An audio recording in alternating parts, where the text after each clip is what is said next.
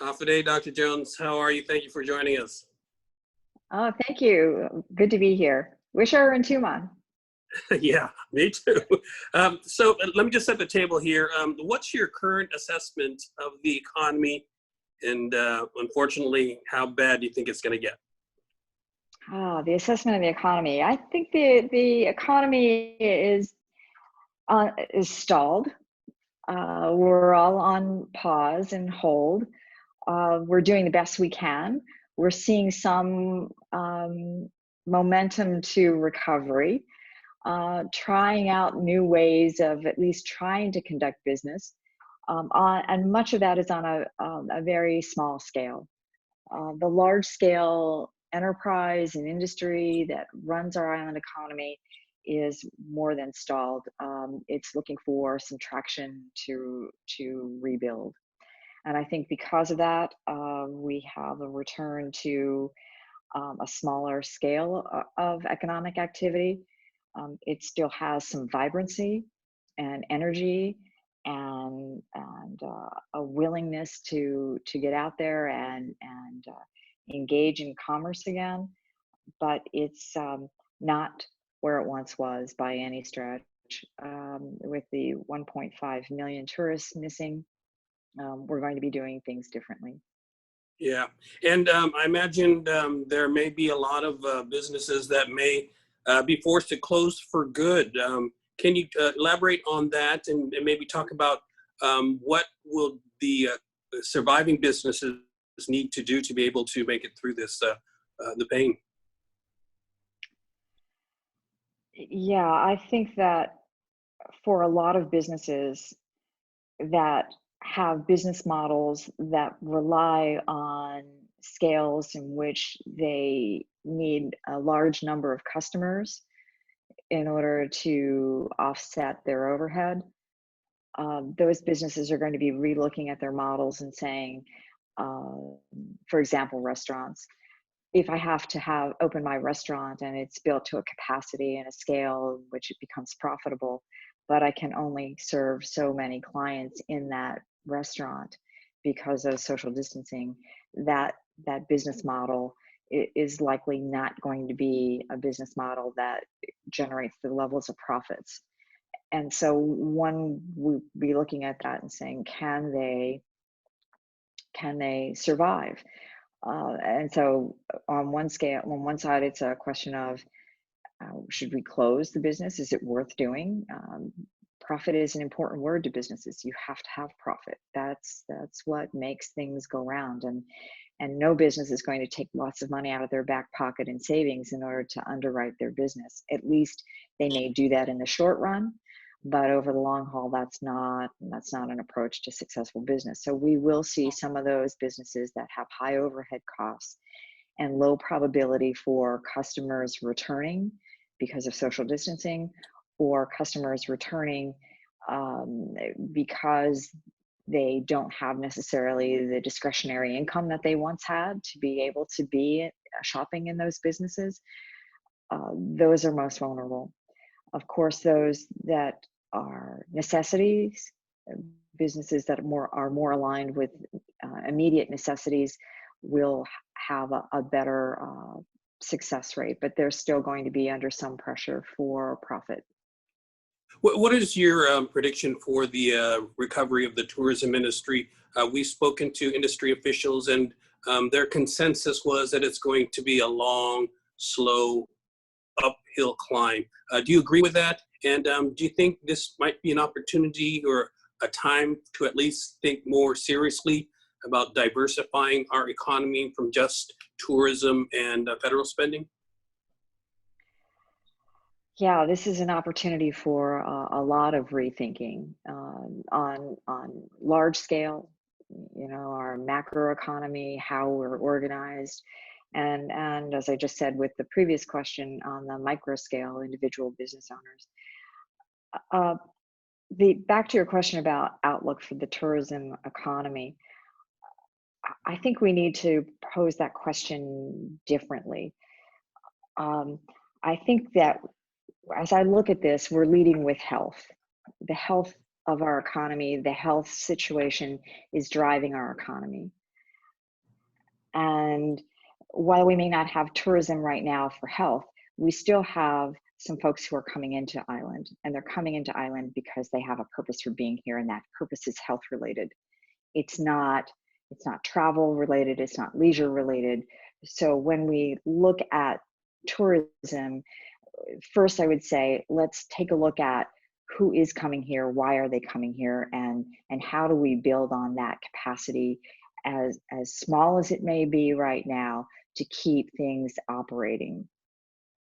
So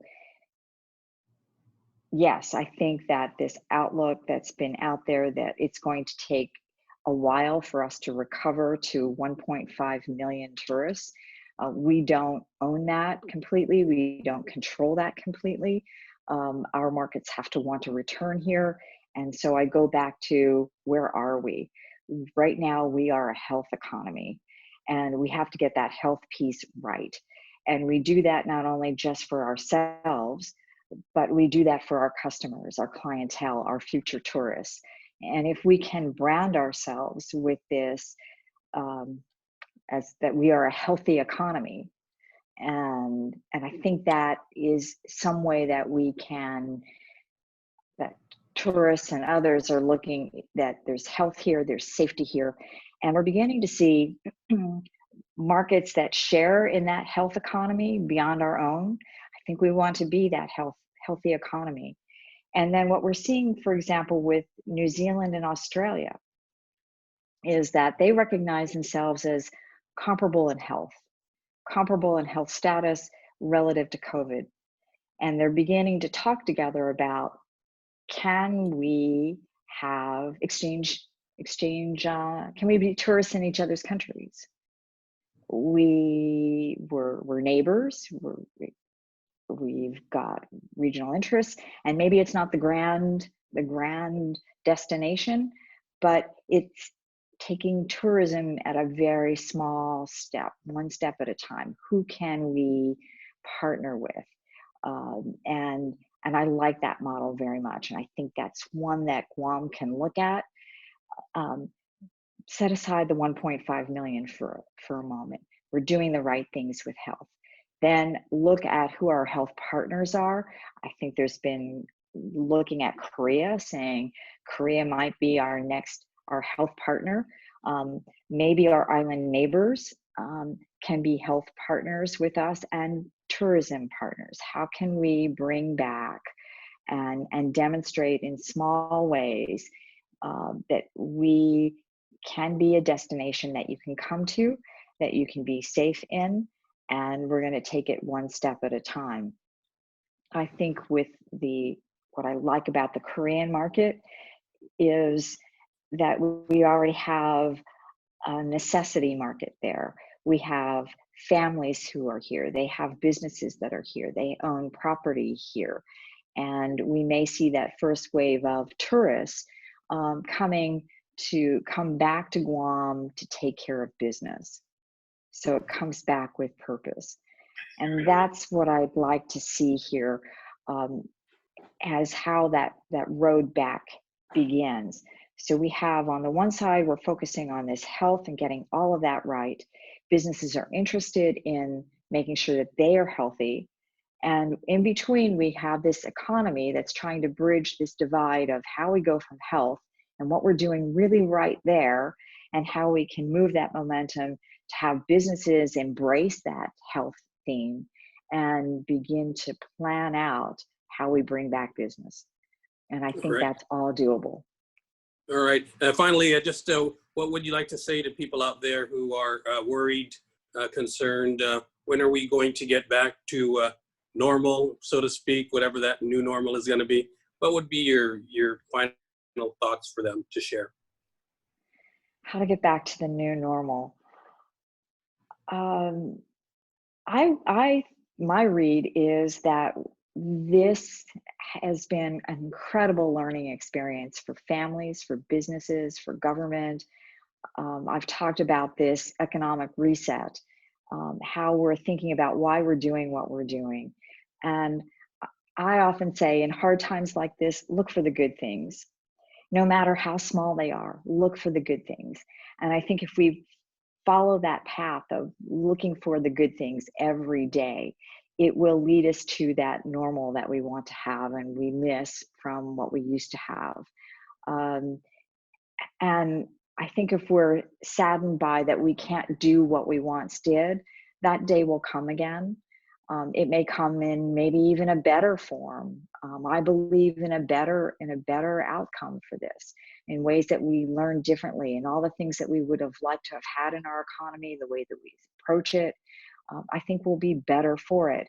But in the interim, before we get there back to the lifestyle that we used to have, with our kids going to school and going to sports venues again and entertainment, and in the meantime, we're practicing for that day. And what would we like to do? And what can we do right now?